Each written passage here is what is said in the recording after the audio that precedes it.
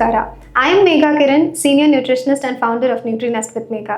ಇವತ್ತು ನಾನಿದ್ದೀನಿ Avant BKG hospital, Bogadi ring road, ಮೈಸೂರಲ್ಲಿ. ನನ್ನ ಜೊತೆ ಇದ್ದಾರೆ doctor Manjunath, spine surgeon.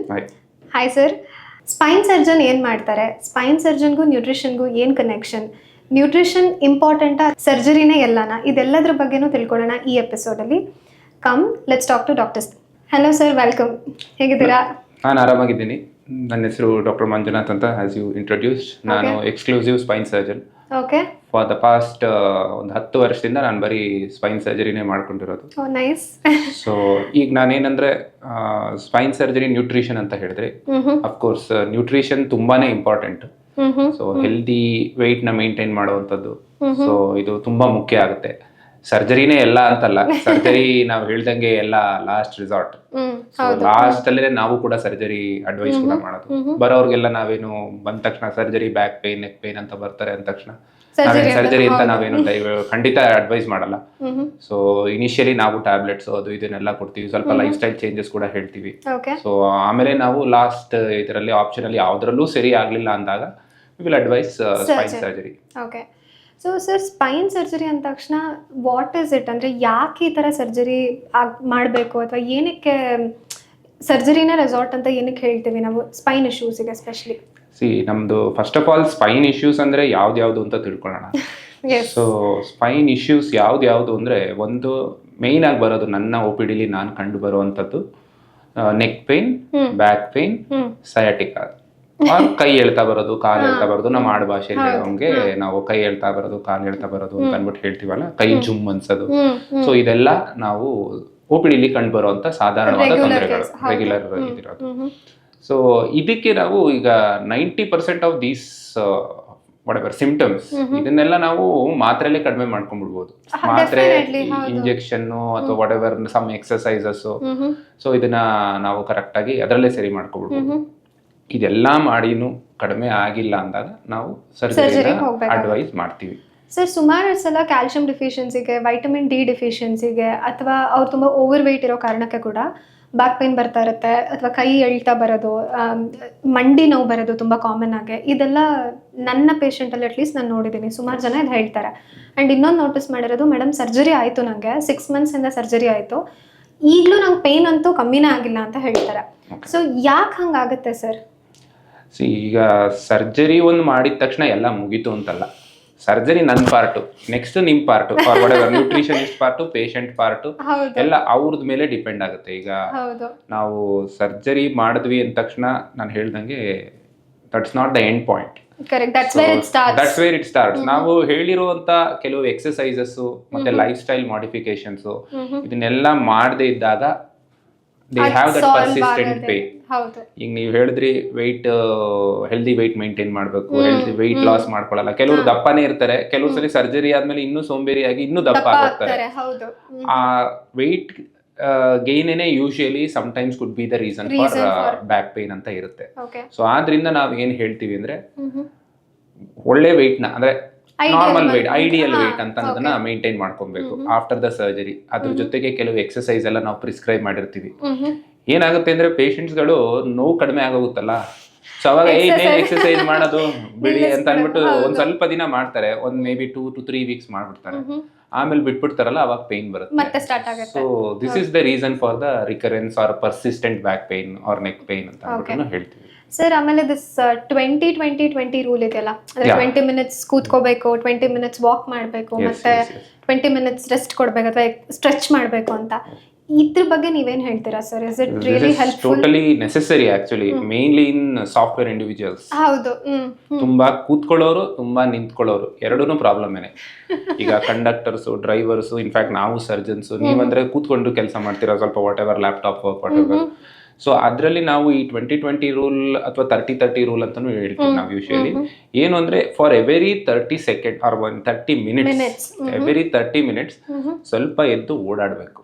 Okay ಎದ್ದು ಓಡಾಡಬೇಕು and stretching is also important. Important. You have to move your neck, you have to and ಸ್ವಲ್ಪ ಎದ್ದು ಸ್ವಲ್ಪ ಬ್ಯಾಕ್ ನ ಸ್ವಲ್ಪ ಸ್ಟ್ರೆಚ್ ಮಾಡ್ಕೊಳ್ಳೋದು.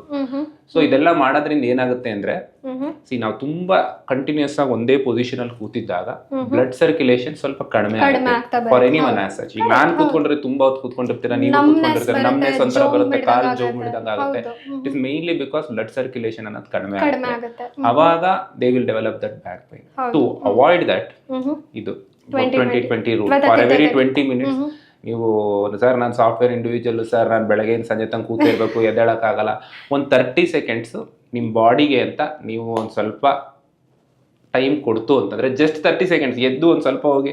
ಈಗೇನು ಸಾಫ್ಟ್ವೇರ್ ಇಂಡಿವಿಜುವಲ್ಸ್ ಅಲ್ಲಿ ಸ್ಮೋಕ್ ಬ್ರೇಕ್ ಅದು ಇದು ಅಂತ ಬ್ರೇಕ್ ಅಂತ ಹೋಗ್ತಾರೆ. ಸೊ ಮೋರ್ ದೆನ್ ದಟ್ ಆ ಸ್ಮೋಕ್ ಬ್ರೇಕ್ ಓಕೆ, ಅದು that is their lifestyle choices, we can't ಏನದು ರೆಸ್ಟ್ರಿಕ್ಟ್ ಮಾಡಕ್ ಆಗಲ್ಲ ಅವ್ರಿಗೆ.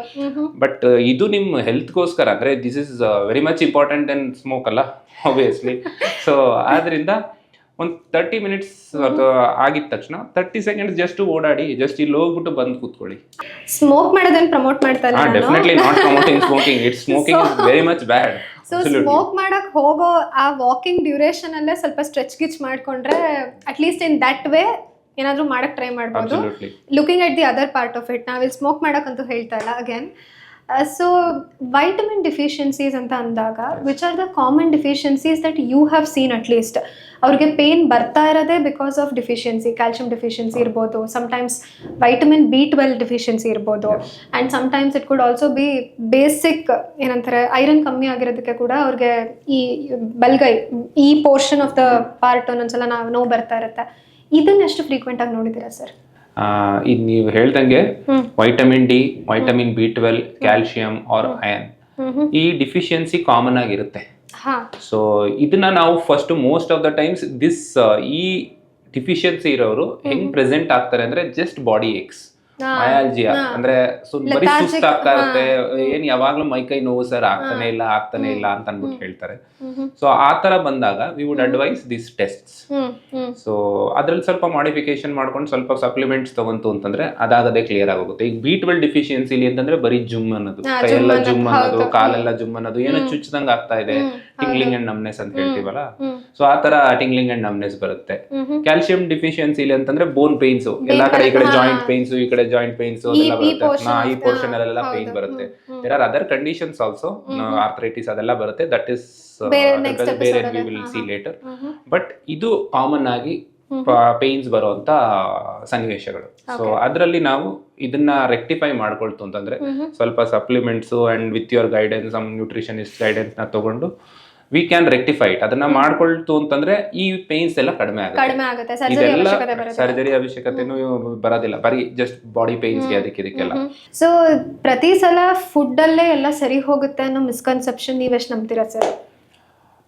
ಅಥವಾ ಅದು ಮಿಸ್ಕನ್ಸೆಪ್ಷನ್ ಏನಾ? ಮಿಸ್ಕನ್ಸೆಪ್ಷನ್ ಅಂತಲ್ಲ, ಕೆಲವು ಕಂಡೀಷನ್ಸ್ ನಾವು ಮಾತಾಡ್ದಂಗೆ ಈಗ ಡಿಫಿಷಿಯನ್ಸಿಗಳನ್ನ ನಾವು ಕರೆಕ್ಟ್ ಮಾಡ್ಕೊಳ್ತು ಅಂತಂದ್ರೆ ಮೋಸ್ಟ್ ಆಫ್ ದ ಟೈಮ್ಸ್ ಅದರಲ್ಲೇನೆ ನಿಮ್ ಬಾಡಿ ಪೇನ್ಸ್ ಅದೆಲ್ಲ ಕಡಿಮೆ ಆಗೋಗುತ್ತೆ. But specific reasons for back pain, neck pain ಅನ್ನೋದನ್ನ ನಾವು ಇನ್ವೆಸ್ಟಿಗೇಷನ್ ಅಲ್ಲಿ ಕಂಡು ಹಿಡ್ಕೊಂಡಾಗ ಅದಕ್ಕೆ ಅಂತ ನಾವು ಸ್ಪೆಸಿಫಿಕ್ ಟ್ರೀಟ್ಮೆಂಟ್ ನ ತಗೋಬೇಕಾಗುತ್ತೆ.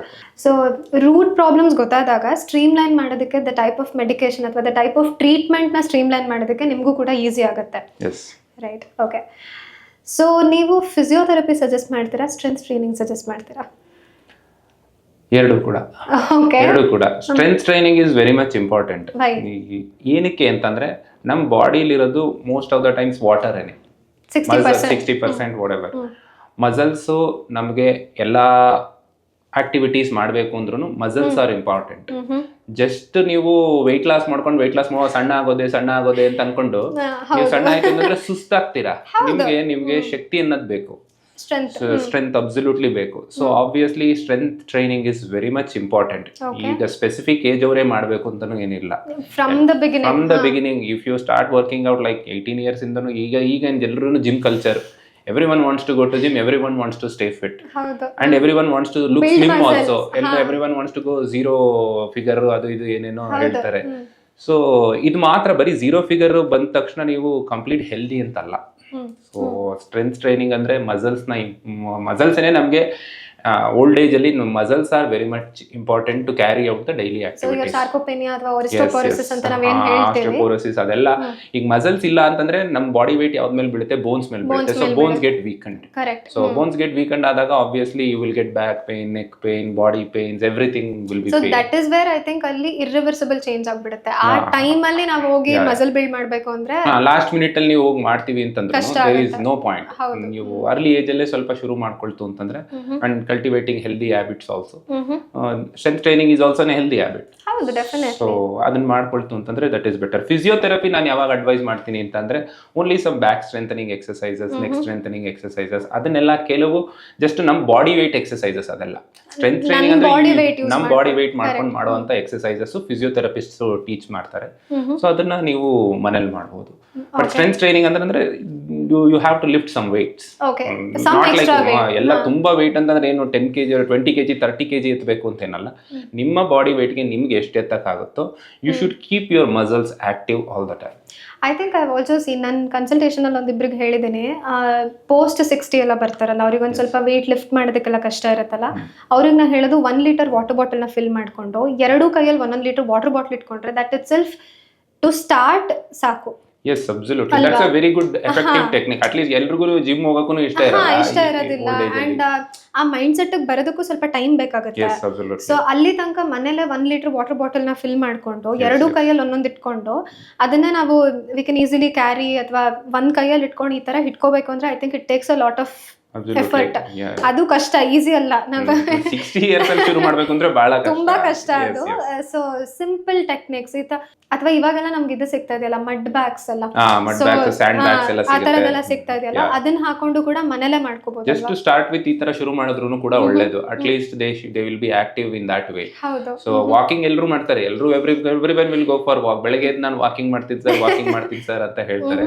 ವಾಕಿಂಗ್ ಇಂತ it is better to do strength training. ಸ್ವಲ್ಪನಾದ್ರೂ ಮಾಡಿದ್ರು ಬೆಟರ್. ಇವೆಂಚುಲಿ ಎವ್ರಿ ಡೇ ಸ್ವಲ್ಪ ಜಾಸ್ತಿ ಮಾಡ್ಕೊಂಡು ಹೋಗಿ, as you suggested that water bottle is a very good idea. Okay so sir, protein intake ಬಗ್ಗೆ ನೀವೇನು ಹೇಳ್ತೀರಾ? ನಾನು ಹೇಳೋದು ಎಲ್ಲರಿಗೂ ಪ್ರೋಟೀನ್ ಅಡಿಕ್ವೇಟ್ ಆಗಿ ತಗೊಳ್ಳಿ.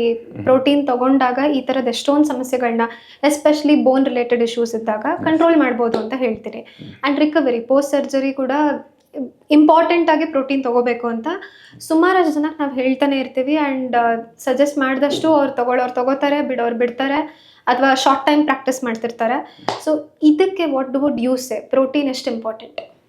Protein is very much important. ಈಗ ನಮ್ಮ ಮ್ಯಾಕ್ರೋ ನ್ಯೂಟ್ರಿಯೆಂಟ್ಸ್ ಅಂತ ತಗೊಂಡ್ರೆ 3 ಬರೋದು: carbohydrates, protein, fats. Micronutrients ಅಂದ್ರೆ ಮಿನರಲ್ಸ್, ವಿಟಮಿನ್ಸ್, ಅದು ಇದು ಏನೇನೋ ಬರುತ್ತೆ. I think I watched in one of your podcasts itself where you have stressed the importance of protein. ಹೌದು. ಈಗ ಪ್ರೋಟೀನ್ ಅಂದ ತಕ್ಷಣ ಯಾರು ಏನ್ ಹೇಳ್ತಾರೆ ಅಂದ್ರೆ ವೇ ಪ್ರೋಟೀನಾ, ಪೌಡ್ರಾ, ಅದು ಇದು ಅಂತ ಅಂದ್ಬಿಟ್ಟು. ಸೊ ಪೌಡ್ರಲ್ಲೇ ತಗೋಬೇಕು ಅಂತ ಏನಿಲ್ಲ. ಇನ್ಫ್ಯಾಕ್ಟ್ ನಮ್ಮ ವಾಟ್ ಎವರ್ ಡಯಟ್ ಅಲ್ಲೇನೆ ಎಷ್ಟೊಂದು ಪ್ರೋಟೀನ್ಸ್ ಇರುತ್ತೆ. ಈಗ ನಾವು ಯೂಶಲಿ ರೆಕಮೆಂಡೇಶನ್ಸ್ ಏನಿರೋದು ಅಂದ್ರೆ 1.5 to 2 ಗ್ರಾಮ್ ಪರ್ ಕಿಲೋಗ್ರಾಮ್ ಅಂತ ಅಂದ್ಬಿಟ್ಟು per kilogram. So but I would say sir, sorry ಇಲ್ಲಿ ಹೇಳೋದಕ್ಕೆ, ನಾನು ಹೇಳೋದು 1.5 ಬೇಡ, ಅಟ್ ಲೀಸ್ಟ್ 0.8 ಗ್ರಾಮ್ ಇಂದ ಸ್ಟಾರ್ಟ್ ಮಾಡಿ. 0.8 ಗ್ರಾಮ್ ಇಂಟು ನಿಮ್ಮ ತೂಕ, ನಿಮ್ಗೆ ಎಷ್ಟು ತೂಕ ಇದ್ದೀರಾ ಇಂಟು 0.8 ಮಾಡಿದ್ರೆ ಬೇಸಿಕ್ 60-70% ಕೊಟ್ಟರು ಮಿನಿಮಮ್ ಗೆ ದಟ್ಸ್ ಮೋರ್ ದನ್ ಎನಫ್. ಬೋನ್ ಸ್ಟ್ರೆಂತ್ಗೆ ಅದು ಹೆಲ್ಪ್ ಮಾಡುತ್ತಾ ಸರ್? ಅಬ್ಸಲ್ಯೂಟ್ಲಿ. ಈಗ ಮಸಲ್ಸ್, ಬೋನ್ಸ್ಗೆ ಒಂದು ಕ್ಯಾಪ್ಸುಲೇಷನ್ ಅಥವಾ ಅದಕ್ಕೆ ಸುತ್ತ ಒಂದು ಕವಚ ಅನ್ನೋದಿರ್ಬೇಕು. ನಮ್ ಕವಚ ಇರೋದೇನು ಮಸಲ್ಸ್. ಆ ಮಸಲ್ಸ್ ಡೆವಲಪ್ ಆಗ್ಬೇಕು ಅಂದ್ರೆ ಪ್ರೋಟೀನ್ಸ್ ಬೇಕು. ಈಗ ಡಯಟ್ ಅಲ್ಲಿ ಆಗ್ಲಿಲ್ಲ ಅಂತಂದ್ರೆ ಅಡಿಷನಲ್ ಆಗಿ ವೇ ಪ್ರೋಟೀನ್ಸ್ ಆ ತರದೇನೋ ತಗೋಬಹುದು. ಸರ್, ವೇ ಪ್ರೋಟೀನ್ಸ್ ಡ್ರಗ್ಸ್ ಅಲ್ವಾ? ವೇ ಪ್ರೋಟೀನ್ಸ್ ತಗೊಂಡ್ರೆ ಅದು ಅಡಿಕ್ಷನ್ ಆಗ್ಬಿಡುತ್ತಲ್ವಾ ಅಂತೆಲ್ಲ ಜನರದ್ದು ಸೋ ಮಚ್ ಆಫ್ ಮಿಸ್ಕನ್ಸೆಪ್ಷನ್ಸ್ ಅನ್ನೋದಿದೆ. ಸೊ ಆ ತರ ಅಲ್ಲ. It is just a milk ಇಂದ ಕಂಡೆನ್ಸ್ ಮಾಡಿ ಬರುವಂತ powder is whey protein. It is just a milk in the form of powder ಅಷ್ಟೇ. ಸೊ ಸಪ್ಲಿಮೆಂಟ್, ಐ ಥಿಂಕ್ ಇದ್ರ ಬಗ್ಗೆ ಮಾತಾಡ್ತಾ ಹೋಗ್ತೀವಿ ಅಂದ್ರೆ ನಾವು ಎಂಟೈರ್ ಎಪಿಸೋಡ್ ಸಪ್ಲಿಮೆಂಟ್ ಬಗ್ಗೆನೇ ಮಾತಾಡ್ಬೋದು. Supplement is important. ನಾವಿಲ್ಲಿ ಸಪ್ಲಿಮೆಂಟ್ ನ ತಗೊಳ್ಳಿ ಅಂತ ಸಜೆಸ್ಟ್ ಮಾಡ್ತಿಲ್ಲ ಅಥವಾ ಎನ್ಕರೇಜ್ ಮಾಡ್ತಾ ಇಲ್ಲ. ನಿಮಗೆ ಊಟದ ಪದ್ಧತಿನಲ್ಲಿ, ನಿಮ್ಮ ಊಟದ ಪದ್ಧತಿನಲ್ಲಿ ಎಲ್ಲಾ ಪೌಷ್ಟಿಕಾಂಶ ಅಂದ್ರೆ ನ್ಯೂಟ್ರಿಯನ್ಸ್ ಅಂತ ಏನ್ ಕರಿತೀವಿ ಸಿಗ್ತಾ ಇದೆ ಅಂದ್ರೆ ವೆಲ್ ಅಂಡ್ ಗುಡ್. ಸಪ್ಲಿಮೆಂಟ್ ಅವಶ್ಯಕತೆ ಬರೋದಿಲ್ಲ. ಅಕಸ್ಮಾತ್ ಏನಾದ್ರೂ ಲ್ಯಾಕ್ ಆಗ್ತಾ ಇದೆ, ಎಲ್ಲೋ ಸಾಲ್ತಾ ಇಲ್ಲ ನೀವು ತಿನ್ನೋದು ಅಂದಾಗ ಸಪ್ಲಿಮೆಂಟೇಷನ್ ಇಂಪಾರ್ಟೆಂಟ್ ಆಗುತ್ತೆ. Again the right dosage, the right person has to decide. ಮನೇಲಿ ನಾವು ಕುತ್ಕೊಂಡು ಮಾತಾಡಿ ಡಿಸೈಡ್ ಮಾಡ್ದಂಗಲ್ಲ. ಸೊ ಇದಕ್ಕೆ ನೀವು ಕಸ್ಟಮೈಸ್ ಮಾಡಿಸ್ಕೋಬೇಕಾಗತ್ತೆ. ಕಸ್ಟಮೈಸ್ ಮಾಡಿಸ್ಕೊಂಡು ನಿಮಗೆ ನೆಸೆಸಿಟಿ ಇದ್ದರೆ ಅದನ್ನ ಮಾಡ್ಕೋಬೇಕಾಗುತ್ತೆ. ಆ್ಯಂಡ್ ಇನ್ನೊಂದು ನಾನು ಕೇಳ್ಪಟ್ಟಿರೋದು ಜಾಸ್ತಿ ನನ್ನ ಹತ್ರನೇ ಬಂದು ಹೇಳ್ತಾರೆ, ಮೇಡಮ್ ನನಗೆ ಯಾಕೋ ತುಂಬ ಪೇಯ್ನ್ ಬರ್ತಾ ಇದೆ, ಡಾಕ್ಟ್ರು ಸರ್ಜರಿ ಹೇಳಿದರು, ನಂಗೆ ಸರ್ಜರಿ ಮಾಡಿಸ್ಕೊಳ್ಳೋಕ್ಕೇನು ಇಷ್ಟ ಇಲ್ಲ, ಸರ್ಜರಿ ಮಾಡಿಸ್ಕೊಂಡ್ರೆ ನನಗೆ ಅದೊಂದು ಎಕ್ಸ್ಟರ್ನಲ್ ಏನೋ ಒಳಗಡೆ ಹೋದಂಗೆ ಅನಿಸುತ್ತೆ, ನಂಗೆ ಬೇಡ, ನೀವು ಫುಡ್ಡಲ್ಲೇ ಸರಿ ಮಾಡಿಬಿಡಿ ನನಗೆ ಅಂತ ಹೇಳ್ತಾರೆ. ಮಾಡೋಕ್ಕಾಗಲ್ಲ ಅಂತ ಹೇಳಿದ್ರೆ ಅವರಿಗೆ ಕೆಲವೊಂದ್ಸಲ ಅರ್ಥ ಆಗೋದಿಲ್ಲ. ಇದಕ್ಕೆ ನೀವೇನು ಹೇಳ್ತೀರಾ ಸರ್? ಈ ಥರ ಫುಡ್ಡಲ್ಲೇ ಸರಿ ಮಾಡಂಗಿದ್ದಿದ್ರೆ ನಾವೆಲ್ಲ ಏನು ಅವಶ್ಯಕತೆ ಇರ್ತಿರ್ಲಿಲ್ಲ. ಸೊ ಕೆಲವು ಕಂಡೀಷನ್ಸ್ ಅಂತಂದ್ರೆ ಈಗ ನಾನು ಹೇಳ್ದಂಗೆ ಸಣ್ಣ ಪುಟ್ಟ ಬಾಡಿ ಪೇನ್ಸ್ ಅದು ಇದನ್ನ ನಾವು ಬೇಕಾದ್ರೆ ಸರಿ ಮಾಡ್ಕೊಬಹುದು. ಲೈಕ್ ವೈಟಮಿನ್ ಡಿ ಡಿಫಿಷಿಯನ್ಸಿನೋ, ಐರನ್ ಡಿಫಿಷಿಯನ್ಸಿನೋ, ಯಾವ್ದು whatever B12 ಡಿಫಿಷಿಯನ್ಸಿ, ಇದನ್ನೆಲ್ಲ ನಾವು ಫುಡ್ ಅಲ್ಲೇ ಸರಿ ಮಾಡ್ಕೋಬಹುದು. Maybe some vitamin tablets ಬೇಕಾಗ್ಬೋದು ಏನೋ. ಅದರ್ವೈಸ್ ಈಗ ಸ್ಪೆಸಿಫಿಕ್ ಕಂಪ್ಲೇಂಟ್ಸ್ ಅಂತ ಬಂದಾಗ ಎಲ್ಲಾನು ನಾವು ಇದರಲ್ಲಿ ವಾಟೆವರ್ ಫುಡ್ ಅಲ್ಲಿ ಸರಿ ಮಾಡೋದಕ್ಕೆ ಆಗೋದಿಲ್ಲ. ಸೊ ಆ ತರ ಇದ್ದಾಗ ಇದರಲ್ಲಿ ಯಾವ್ದ್ರಲ್ಲೂ ಸರಿ ಆಗಲ್ಲ. And you are suffering every day with because of the back pain or the neck pain or sciatica, ಈ ತರದ ಯು ಆರ್ ಸಫರಿಂಗ್ ಅಂತಂದ್ರೆ there is no point in keep on going towards the food supplementation. So ಆ ತರ ಇದ್ದಾಗ it is better to consider whatever medical line of management or surgical line of management. Okay, I think surgery ಅನ್ನೋದಕ್ಕಿಂತ like how you said medical line of management yes, is very important. ಹೌದು. Sciatica ಹೇಳಿದ್ರಿ sir, sciatica is one of the recent trends ಅಥವಾ common denominator ಆಗ್ಬಿಟ್ಟಿದೆ ಈಗ, ಗೊತ್ತಿಲ್ಲ ನನಗೆ. ಹೇಳ್ದವರೆಲ್ಲ sciatica ಅಂತ ಹೇಳ್ತಾರೆ. What is exactly sciatica pain? Sciatica ಅಂತಂದ್ರೆ ಸಯಾಟಿಕ್ ನರ್ವ್ ಅಂತ. ಸಯಾಟಿಕಾ ಅಂತಂದ್ರೆ ನಮ್ಮ ಸೊಂಟದಿಂದ ಕಾಲ್ ತನಕ ಬರುವಂತ ಒಂದು ನರ್ವ್ಗೆ ನಾವು ಸಯಾಟಿಕ್ ನರ್ವ್ ಅಂತ ಕರಿತೀವಿ. ಅದರಿಂದ ಉಂಟಾಗುವಂತ ಪೇನ್ ನ ನಾವು ಸಯಾಟಿಕಾ ಅಂತ ಅಂದ್ಬಿಟ್ಟು ಕರಿತೀವಿ. ಇಟ್ಸ್ ಎ ಲ್ಯಾಟಿನ್ ವರ್ಡ್ ಅಷ್ಟೇ. ಸೊ ಅದೇ ಈಗ ಸಯಾಟಿಕಾ ಅಂತಂದ್ರೆ ಏನು ಅಂದ್ರೆ ಕಾಲೆಲ್ಲ ಜುಮ್ ಬರೋದು, ಇಷ್ಟು ದೂರ ನಡೆದ್ರೆ ಕಾಲೆಲ್ಲ ಎಳ್ತಾ ಬರೋದು, ಇದಕ್ಕೆ ನಾವು ಸಯಾಟಿಕಾ ಅಂತ. ಇಟ್ಸ್ ಲೇಟೆಸ್ಟ್ ಟ್ರೆಂಡ್ ಏನಲ್ಲ, ಅವಾಗ್ಲಿಂದನೂ ಇದೆ. ಜನರಿಗೆ ಇವಾಗ because of the social media influence ಇಂದ ಸಯಾಟಿಕಾ ಅಂತ ಎವ್ರಿವನ್ ವಿಲ್ ಟೆಲ್. ಅವಾಗ್ಲಿಂದನೂ ಇದೆ because anatomy dates back to 18th century, more before that ಅಲ್ವಾ. ಸೊ ಇವಾಗ ಜನರಿಗೆ ಎಲ್ರಿಗೂ ಗೊತ್ತಾಗಿದೆ ಸಯಾಟಿಕ್ ನರ್ವ್ ಅಂದ್ರೆ ಏನು, ಯಾವ್ದು ನರ್ವ್ಸ್ ಏನೇನಿದು, L4 L3 ಎಲ್ಲ ಹೇಳ್ತಾರೆ. ಗೊತ್ತಿರುತ್ತೆ. ಈಗ ಗೂಗಲ್, ಚಾಟ್ GPT ಬರೋದೆಲ್ಲ ಇದೆಲ್ಲ, ದೇ ನೋ ಎವ್ರಿಥಿಂಗ್. ಸೊ ಆತರ ಇದರಲ್ಲಿ sciatica is not a very latest trend, but people are getting to know it. But sciatica is definitely curable. ಎಲ್ಲರೂ ಅನ್ಕೋತಾರೆ ಸರ್ಜರಿ ಮಾಡಿಸಿದ್ರೆ ಇನ್ನು ಎದ್ದು ಓಡಾಡಕ್ ಆಗಲ್ಲ, ನಡೆಯಕ್ ಆಗಲ್ಲ, ಆ ತರ ಎಲ್ಲ ಏನು ಇಲ್ಲ ಈಗ. So they will get very good results out of it, and we have given like 100% guarantee for all the spine surgeries if they are going for it. If they are going, okay. See, sciatica ನಾನು ಇನ್ನೊಂದು ನೋಡಿರೋದು, ನನ್ನ ಹತ್ರ ಕೇಳೋದು sciatica problem ಇದ್ದಾಗ ಫುಡ್ಡಲ್ಲಿ ಸರಿ ಮಾಡಿಬಿಡಿ ಅಂತ. ನಾನು ಹೆಂಗೆ ನರ್ವ್ನ ಫುಡ್ಡಲ್ಲಿ ಸರಿ ಮಾಡೋಕ್ಕಾಗುತ್ತೆ? I don't understand. C, deficiency ಇದ್ದರೆ ಸರಿ ಮಾಡ್ಬೋದು. ಎಲ್ಲಾದರೂ ಪ್ರೋಟೀನ್ ಅಥವಾ ನ್ಯೂಟ್ರಿಷನಲ್ ಡಿಫಿಷಿಯನ್ಸಿ ಕಾಸ್ ಆಗ್ತಾ ಇದೆ, ಮೈಕ್ರೋನ್ಯೂಟ್ರಿಯನ್ ಡಿಫಿಷಿಯನ್ಸಿ ಕಾಸ್ ಆಗ್ತಾ ಇದೆ ಅಂದರೆ ಸಪ್ಲಿಮೆಂಟೇಷನ್ ಫಾರ್ಮಲ್ಲೋ ಫುಡ್ ಫಾರ್ಮಲ್ಲೋ ಹೆಂಗಾದರೂ ಸರಿ ಮಾಡ್ಬೋದು. ಈ ಸಯಾಟಿಕಾ ಥರ ಪೇನ್ಗಳು ಅಂದರೆ ನರ್ವ್ ರಿಲೇಟೆಡ್ ಪ್ರಾಬ್ಲಮ್ಸ್ ಅಥವಾ ಬೋನ್ ರಿಲೇಟೆಡ್ ಪ್ರಾಬ್ಲಮ್ ಏನಾದರೂ ಅಲ್ಲಿ ಅಡ್ಜಸ್ಟ್ಮೆಂಟಲ್ ಇಶ್ಯೂಸ್ ಅಥವಾ ಆ ಥರದ್ದು ಏನಾದರೂ ಇತ್ತು ಅಂದರೆ ಫುಡ್ಡಲ್ಲಿ ಸರಿ ಮಾಡೋದಕ್ಕೆ ಆಗಲ್ಲ ಇದೆಲ್ಲ. So this definitely need some support and ಅದ್ರ ಮೇಲೆ we have to start working on it. So sciatica ಅನ್ನೋದನ್ನೇ I think we can speak next ಎಪಿಸೋಡಲ್ಲಿ. ಅದ್ರ ಬಗ್ಗೆನೇ ಡೀಟೇಲ್ ಆಗಿ ಯಾವ್ದಾರ ಕಾಂಪ್ಲಿಕೇಶನ್ಸ್ ಬರುತ್ತೆ, ಸಯಾಟಿಕಾ ಯಾವ ಸ್ಟೇಜಲ್ಲಿ ಸರ್ಜರಿ ಪ್ರಿವೆಂಟ್ ಮಾಡ್ಬೋದು, ಯಾವ ಸ್ಟೇಜಲ್ಲಿ ಸರ್ಜರಿ ಪ್ರಿವೆಂಟ್ ಮಾಡಲಿಕ್ಕೆ ಆಗೋದಿಲ್ಲ ಅನ್ನೋದನ್ನೆಲ್ಲ ಐ ಥಿಂಕ್ ನೆಕ್ಸ್ಟ್ ಎಪಿಸೋಡಲ್ಲಿ ನಾವು ಮಾತಾಡ್ಬೋದು ಅದ್ರ ಬಗ್ಗೆ. So sir, do you have anything to ask me? ನಾನು ನಿಮ್ಮ ಹತ್ರ ಕೇಳಬೇಕಾಗಿರೋದು ಒಂದೇ ಒಂದು, ಸರ್ಜರಿ ಆಗಕ್ಕೂ ಮೀನ್ಸ್ ಆದ್ಮೇಲೂ ಕೂಡ before also how much the patient lose, I mean is weight loss is mandatory for all the surgery going people ಅಂತ ನಾನು ಕೇಳ್ತಿದ್ದೆ actually. ಅಂದ್ರೆ ಮೊದಲೇನೆ ಕೇಳ್ತಿದ್ದೆ, but anyways you only asked ಅಲ್ಲ, ಅದಕ್ಕೆ ನಾನು ನಿನ್ನ ಕೇಳ್ತಾ ಇದ್ದೀನಿ ಎಷ್ಟು ಇಂಪಾರ್ಟೆಂಟ್ weight loss ಅಂತ ಅಂದ್ಬಿಟ್ಟು. ಸರ್, weight loss ಅನ್ನೋದಕ್ಕೆ ನಾನು ಹೇಳೋದು, ನಮ್ಮ ಬಾಡಿನಲ್ಲಿ like we were discussing 60% of the body ವಾಟರೇ ಇರೋದು ನಮಗೆ. ಅದು ಬಿಟ್ಟು ಇನ್ ರಿಮೈನಿಂಗ್ 40% ಅಲ್ಲಿ ಅವರೆಲ್ಲ ಫ್ಯಾಟ್ ಡೆಪಾಸಿಷನ್ ಮಾಡ್ಕೊಂಡು ಏನಾಗ್ತಾ ಇದೆ, ಮೂಳೆಗಳಿಗೆ ಇಟ್ಸ್ ಕಾಸಿಂಗ್ ಸಮ್ ಪ್ರೆಷರ್. ನಾವು ಇದ್ರ ಬಗ್ಗೆ ಮಾತಾಡಿದ್ವಿ ಇಲ್ಲಿ. ಸೊ ವೆಯ್ಟ್ ಲಾಸ್ ಏನಕ್ಕಾಗುತ್ತೆ ಅಂದರೆ ಮೂಳೆ ಮೇಲಿರೋ ಪ್ರೆಷರ್ ಕಮ್ಮಿ ಮಾಡೋದೇ ತಾನೇ ನಮ್ಮ ಎಂಟೈರ್ ಟಾರ್ಗೆಟ್ ಇರೋದು. ಸರ್ಜರಿ ಮಾಡಿದ್ಮೇಲೂ ಆ ಮೂಳೆಗೆ ಅದೇ ವೆಯ್ಟೇ ಬೀಳ್ತಾ ಇದೆ ಅಂದರೆ ಸರ್ಜರಿ ಹೆಂಗೆ ಪ್ರಯೋಜನ ಬರುತ್ತೆ? Right, it doesn't make sense. Surgery ಮಾಡಿದ್ವಿ ನಾವಷ್ಟೇ, ಬಟ್ ಪೋಸ್ಟ್ ಆ್ಯಂಡ್ ಪ್ರೀ ನಾವೊಂದು ಸ್ವಲ್ಪ ವೆಯ್ಟ್ ಮೇಲೆ ಗಮನ ಕೊಟ್ಕೊಂಡು ವೆಯ್ಟ್ನ ಕಂಟ್ರೋಲಲ್ಲಿ ಇಡೋದಕ್ಕೆ ಸ್ವಲ್ಪ ಟ್ರೈ ಮಾಡಿದ್ರೆ ನಮ್ಮ ಬೋನ್ ಮೇಲೆ ಬೀಳ್ತಾ ಇರೋ ಎಕ್ಸ್ಟ್ರಾ ವೆಯ್ಟ್ ಕಮ್ಮಿ ಆಗ್ತಾ ಬರುತ್ತೆ. ಆಗ ನೀವೇನ್ ಸರ್ಜರಿ ಮಾಡ್ತೀರಾ ಅದು ಹೆಲ್ಪ್ ಆಗುತ್ತೆ.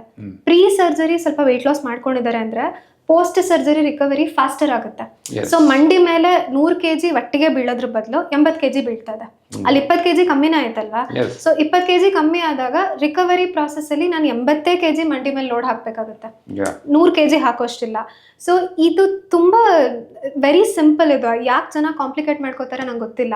ಅಂಡ್ ವೆಯ್ಟ್ ಲಾಸ್ ಮಾಡ್ಕೊಳ್ಳೋದು ಕಷ್ಟ ಏನಿಲ್ಲ, ತುಂಬಾ ಕಷ್ಟ ಅಂತ ಅವ್ರವರೇ ಕಾಂಪ್ಲಿಕೇಟ್ ಮಾಡ್ಕೊಂಡ್ಬಿಟ್ಟಿದ್ದಾರೆ. Different types of crash diets ಮಾಡ್ಕೊಳ್ಳೋದು, ಅವ್ರಿಗವ್ರೆ ಸೆಲ್ಫ್ ಡಯಾಗ್ನೈಸ್ ಮಾಡ್ಕೊಳ್ಳೋದು, ಈ ತರ ಡಯಟ್ ಮಾಡಿದ್ರೆ ಇಷ್ಟು ವೆಯ್ಟ್ ಲಾಸ್ ಆಗುತ್ತೆ, ಅವ್ರು ಯಾರೋ ಹಂಗ್ ಮಾಡಿದ್ರು ನಾನು ಆ ತರ ಮಾಡ್ತೀನಿ ಅಂತೇನೋ ಟ್ರೈ ಮಾಡಿ. ಅದಕ್ಕೆ I feel weight is important more than number ತರ ನೋಡೋದ್ರ ಬದಲು ಅಥವಾ ಸರ್ಜರಿ ಪಾಯಿಂಟ್ ಅಲ್ಲಿ ನೋಡೋದಕ್ಕಿಂತ ವೆಯ್ಟ್ ನ ನಿಮ್ಮ ದೇಹದ ತೂಕ ನಿಮಗ್ ಕಷ್ಟ ಆಗ್ತಿದೆ ಅಂತ ನೋಡಿ. ಸೊ ಅವಾಗ I think they will have the answer. Food ಅಲ್ಲೇ ಸರಿ ಮಾಡ್ಕೊಟ್ಬಿಡಿ ಅಂತ ನೀವು ಹೇಳಿದ್ರಲ್ಲ, ವೆಯ್ಟ್ ಲಾಸ್ ಕಡಿಮೆ ಮಾಡ್ಕೊಳ್ತು ಅಂತಂದ್ರೆ ಅದು ಫುಡ್ ಅಲ್ಲೇನೆ ಆಗಬೇಕು.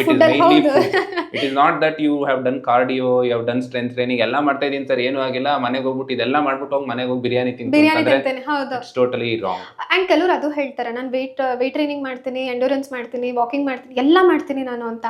ಅದಾದ್ಮೇಲೆ ಏನ್ ತಿಂತೀಯ ಅಂದ್ರೆ ಪೋಸ್ಟ್ ರಿಕವರಿ ತಿಂದಿರೋದು ಇಲ್ಲ. ಅವರು ನೀರ್ ಕುಡ್ಕೊಂಡು ಇರ್ತಾರೆ, ಎಲೆಕ್ಟ್ರೋಲೈಟ್ ಇಂಬ್ಯಾಲೆನ್ಸ್ ಆಗಿರುತ್ತೆ. ಅಂಡ್ ಲಾಟ್ ಆಫ್ ಟೈಮ್ಸ್ ತಿಂದ್ರೆ ದಪ್ಪ ಆಗ್ತೀನಲ್ಲ, ತಿನ್ನೋದೇ ಬೇಡ, ಹಂಗ ಇದ್ಕೊಂಡ್ ಏನ್ ಮಾಡ್ತಾರೆ, ಅವ್ರ ವೆಯ್ಟ್ ಒಂದ್ ಚೂರು ಚೇಂಜ್ ಆಗ್ತಾರಲ್ಲ, ಇದ್ದಲ್ಲೇ ಇರ್ತಾರೆ. So I think that is where it goes beyond the limit. ನಮ್ಮ ಲಿಮಿಟ್ ಹೋಗುತ್ತೆ, ನಾವೇನು ಮಾಡೋಕ್ಕಾಗಲ್ಲ. ನಿಮ್ಮ ಹತ್ರ ಬರ್ತಾರೆ, ನಿಮ್ಮ ಹತ್ರ ಬಂದು ಸರ್ಜರಿ ಮಾಡಿಸ್ಕೋತಾರೆ, ಅಲ್ಲೂ ಅವ್ರೇನು ಕರೆಕ್ಷನ್ ಮಾಡ್ಕೊಳ್ಳಲ್ಲ. ಅಗೇನ್ ದೇ ಕಮ್ ಬ್ಯಾಕ್ ಅನ್ಸೆ ಸರ್ಜರಿ ಮಾಡಿಸ್ದೆ ನಂಗೆ ಸರಿ ಹೋಗ್ಲಿಲ್ಲ, ಇಲ್ಲಿ ನಾನು ಡಯಟಿಷಿಯನ್ ಹತ್ರ ಹೋದೆ ವೆಯ್ಟ್ ಕಮ್ಮಿ ಆಗ್ಲಿಲ್ಲ, ನಾನು ಏನ್ ಮಾಡ್ಬೇಕು, ಇದು ಸರಿನೇ ಹೋಗಲ್ಲ ಅನ್ಸುತ್ತೆ ಅನ್ನೋ ಇಮ್ಯಾಜಿನರಿ ಮೈಂಡ್ ಸೆಟ್ ಬಂದ್ಬಿಡ್ತಾರೆ ಅವರು. Right, okay. ಕೊನೆಯಲ್ಲಿ ಸ್ವಲ್ಪ ರಾಪಿಡ್ ಫೈರ್ ಕ್ವೆಶ್ಚನ್ಸ್ ಮಾಡೋಣ. ನೀವು ಯಾವ್ದಾದ್ರು ಪೇಷಂಟ್ ನಿಮ್ಮ ಹತ್ರ ಬಂದ್ರೆ ಸರ್ಜರಿ ಸಜೆಸ್ಟ್ ಮಾಡ್ತೀರಾ ಅಥವಾ ವಿತೌಟ್ ಸರ್ಜರಿ ರಿಕವರಿ ಸಜೆಸ್ಟ್ ಮಾಡ್ತೀರಾ? Surgery is the last resort, as we already talked. We try to do the recovery. Okay, so you would choose the other part? Yeah, definitely. We will choose recovery, absolutely. Surgery illa recovery ಆದ್ರೆ ನಮಗೂ ಕೂಡ ಸಂತೋಷ. Of course ದುಡ್ಡು ಬರೋದು ಬೇರೆ ವಿಷಯ surgery ಮಾಡಿದ್ರೆ, but ಅದಂತ ಅಂದ್ಬಿಟ್ಟು ಸರ್ಜರಿ ಎಲ್ಲದಕ್ಕೂ we don't advise. ಹೌದು, okay. Strength training endurance?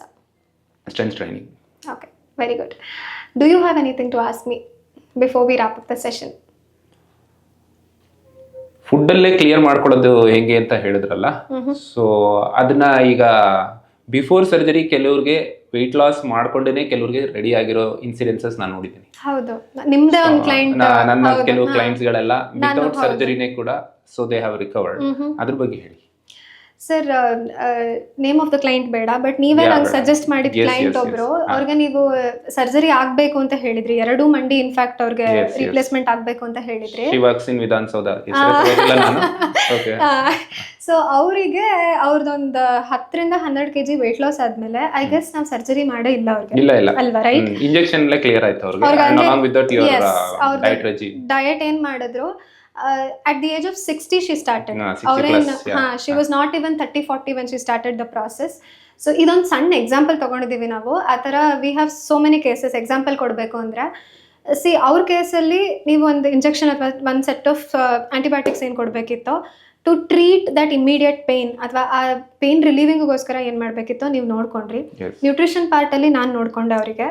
So I think ಇವಾಗ ತುಂಬ ಆರಾಮಾಗಿದ್ದಾರೆ. ಶಿ ಇಸ್ ಐ ಥಿಂಕ್ 62-63 ಇವಾಗ. Absolutely fine, fit, without a surgery recovery ಆಗಿದೆ.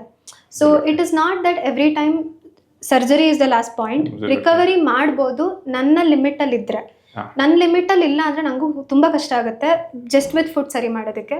Like how you are telling from the beginning, strength training ಆಗಲಿ, lifestyle modifications ಆಗಲಿ, ಏನೇ ನಾವು ಮಾತಾಡಿದ್ರು ಇದನ್ನ ಸಡನ್ ಆಗಿ ನೆನ್ನೆ ಮಾಡ್ಬಿಟ್ಟು ನಾಳೆ ಸರಿ ಹೋಗೋ ಅನ್ನೋದಲ್ಲ. This has to be a continuous process, every day process. ಇದನ್ನೆಲ್ಲ ಮಾಡ್ತಾ ಹೋದ್ರೆ ನಮ್ಮ ತನಕ ಬರೋ ಎಷ್ಟೊಂದು ಸಂದರ್ಭಗಳು ಅಲ್ಲೇ ಸ್ಟಾಪ್ ಆಗಿ ಹೋಗುತ್ತೆ. So okay, so it was a very nice session with you sir. ಇದೇ ಥರ ನಿಮಗೆ spine related issues and nutrition ಅದಕ್ಕೆ ಹೆಂಗೆ ಕಾಂಪ್ಲಿಮೆಂಟ್ ಮಾಡುತ್ತೆ, ಸ್ಪೈನ್ ಬಗ್ಗೆ ಜಾಸ್ತಿ ತಿಳ್ಕೊಬೇಕು ಅಂದರೆ ಕಮೆಂಟ್ ಸೆಕ್ಷನಲ್ಲಿ ತಿಳಿಸಿ. ನಿಮಗೆ ಯಾವುದು ಇಂಟ್ರೆಸ್ಟಿಂಗ್ ಟಾಪಿಕ್ ಇದೆ ಅದನ್ನು ನಮ್ಗೆ ಹೇಳಿ, ನಾವು ಅದ್ರ ಬಗ್ಗೆನೇ ನೆಕ್ಸ್ಟ್ ಸೆಷನಲ್ಲಿ ಮಾತಾಡೋಣ. So thank you for coming here sir today. Thank you Megha. And thank you everybody. Thank you.